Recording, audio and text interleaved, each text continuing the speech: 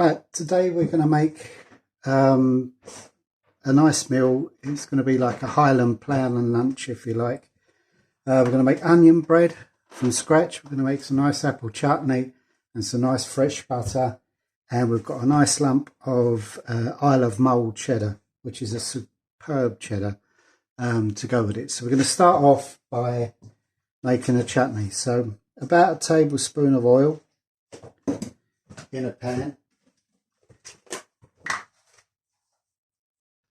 Okay, into the oil we're going to put 2 star anise, 2 whole cloves,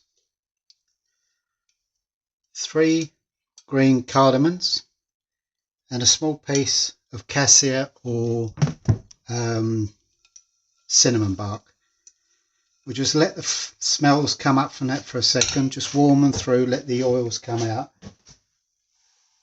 Now we're going to add 2 onions chopped. We'll cook that out for about 5 minutes, frying it nicely. It's been cooking for about 2 minutes so far.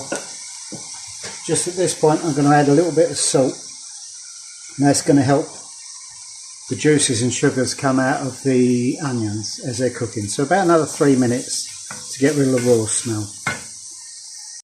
Okay, these don't smell so raw now, so I'm going to add, I've got 2 garden apples. Our apples are really big red ones, so I would say use however many apples you need. You want basically twice as much apple as chutney. So we'll put that in, start frying it off. Then we're going to add a 1/4 teaspoon of garam masala and a 1/4 teaspoon of turmeric. Okay, stir those right through, and then we're going to add the sort of chutnification, if you like, the bit that preserves it. So we've got 1 tablespoon of dark brown sugar,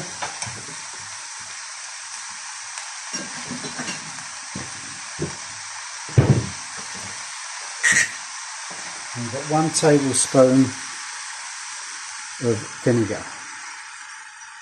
I'm using a homemade wine vinegar, you use whatever you've got. Now if you want a more sort of jam-like chutney, double up on that, but always remember whatever sugar you put in the equal amount of vinegar. Now I want this chutney to be quite a bodied chutney, if you like, a thick chutney, not a jammy one. So I'm going to leave it at that. And now we're going to just cook this out, probably for about 40 minutes to an hour. Just let it all soften down and cook in its own juices. Cheers. There you go. It's been 45 minutes. Everything's really softened down. I've just tasted it. It needed a bit more salt. But essentially that's it. All we've got to do now is just pick the spices out. Make sure you get them all. It's not the end of the world if you don't, but no one wants to bite on a clove. And that's the chutney done. We'll let that cool down. Move on to the bread. Right, here we go with the bread. We've got 400 grams of strong white flour.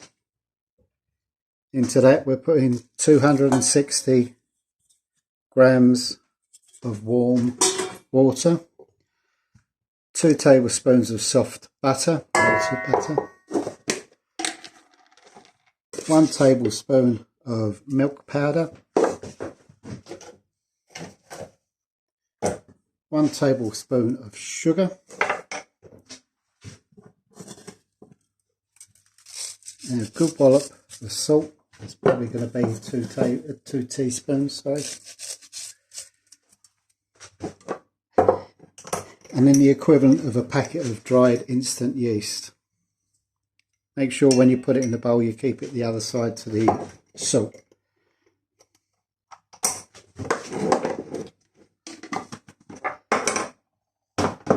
So now what we're going to do is mix this by hand. It is onion bread, but the onions go in later. So we're going to mix this by hand and then turn it onto the board, give it a good knead for 10 minutes. So I'll just mix this, bring it together as a bowl.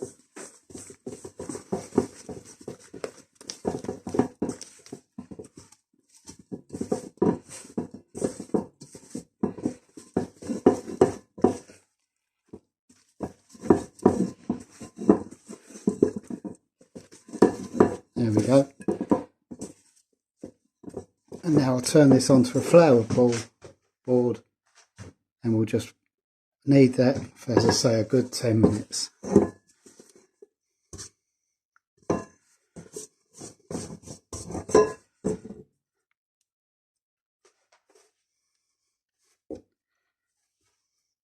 Feels soft to begin with, but it will harden up, or firm up rather.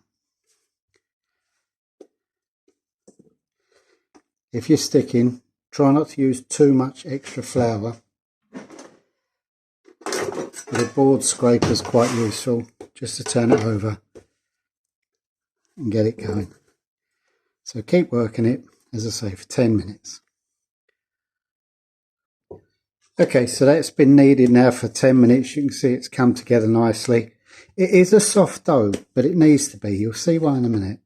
So we've kneaded it once for the dough. Now we need to knead it once for the flour, for the flavour.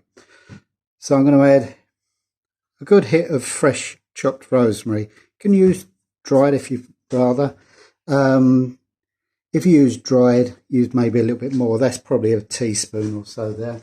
And then from the shops you can buy, I know they do it at Tesco's, the fried onions. They're not that dear and they're already done. So all we're going to do now, I think they're in the Polish section or sometimes the Indian section, but there we go. We're going to knead all that through until it's all really mixed well. Then we're going to pop it in a bowl and let it rise until it doubles in size. There you go. I didn't say, I'll put maybe, I suppose, 3 tablespoons of that dried onion in there, but you put as much as you want in. Don't forget though, the more you add, the drier the dough will get and the less it will rise. So about 3 tablespoons is about right. So we'll leave that now for, as I say, till it's doubled in size. Okay, you can see it's doubled in size now, so we're going to turn it out onto the board.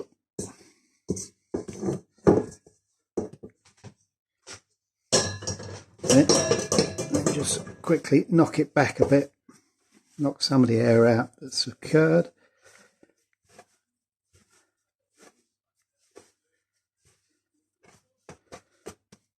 Then we're going to cut it in 3. I'll just get a knife. Okay, so we're going to cut it into 3 equal pieces, or near as. So just work it into a sausage. 3. I mean, you can do it exactly, but who's counting? And then we're just going to pre-shape them a little bit, because if you try and do too much shaping at once, the gluten goes too elastic and it won't allow you to work. So we just do a rough shape like that and get it ready to work. 3 of those.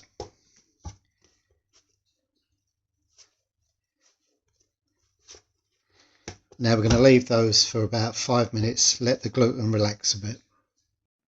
Right, so it's all relaxed, so we're just going to roll out the 3 loaves to a long sausage, like that. Doesn't got to be too exact.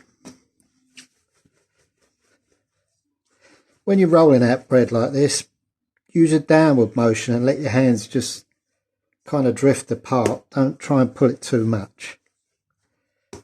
There we go. Don't forget it is elastic, so it will pull back every now and then.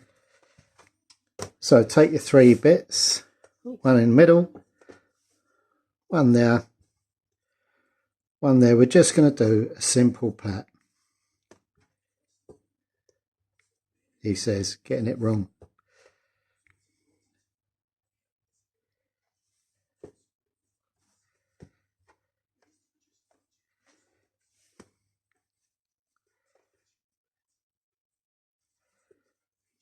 There we go.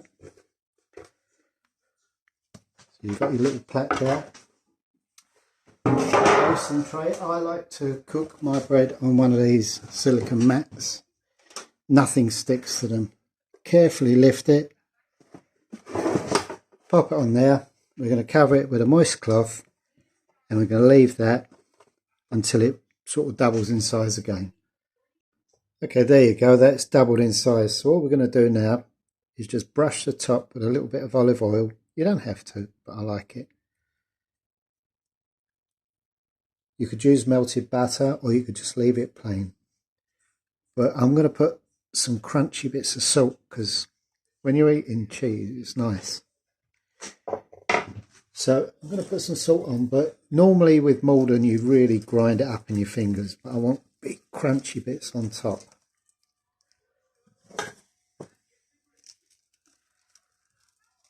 That's it. Now this is going to go into the oven.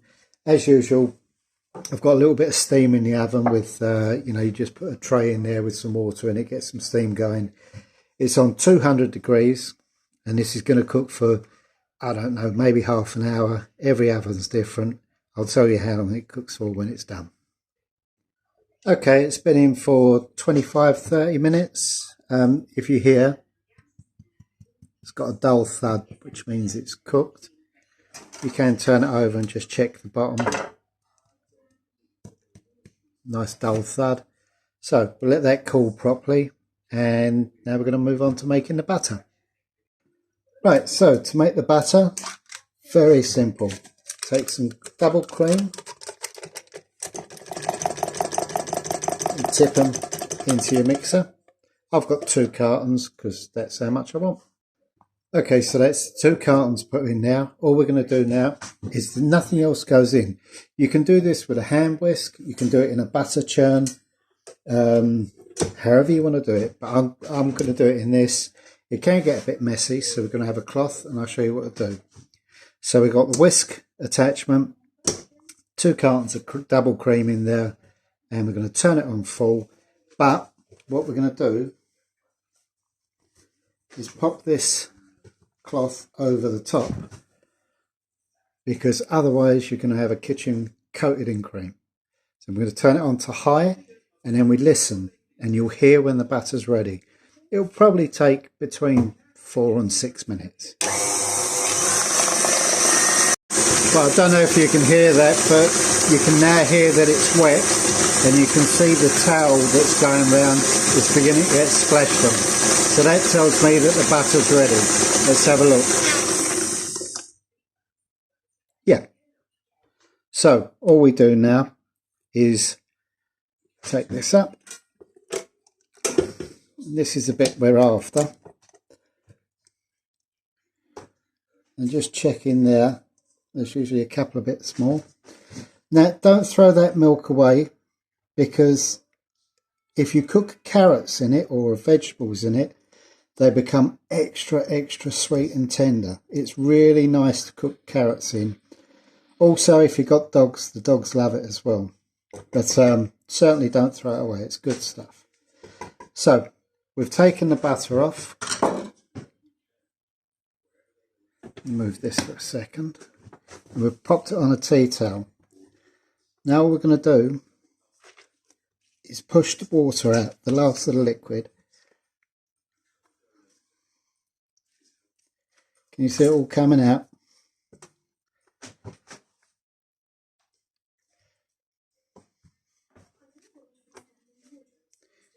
Just keep halving it and squeezing it. Now we need to flavour it. So I just want some nice salted butter.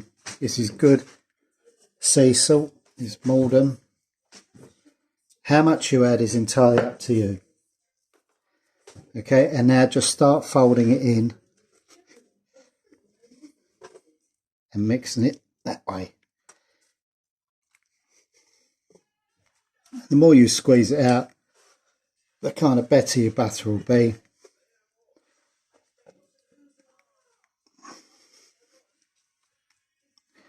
Believe me, it may sound like a lot of work. It's not. You just put it in the machine and mix it, or use a hand blitz or whatever. You're just making it curdle to produce batter, and this is what you get. Oh yeah, delicious. So there you go. You can put that in a bowl, make a block out of it. But believe me, this is so creamy and nice. Do give it a go. So what we're going to do now is just get everything ready when it's done, and I'll show you the assembly of the dish. Well, actually, I don't have to. I'll show you a picture of it. Butter done, bread done, chutney done.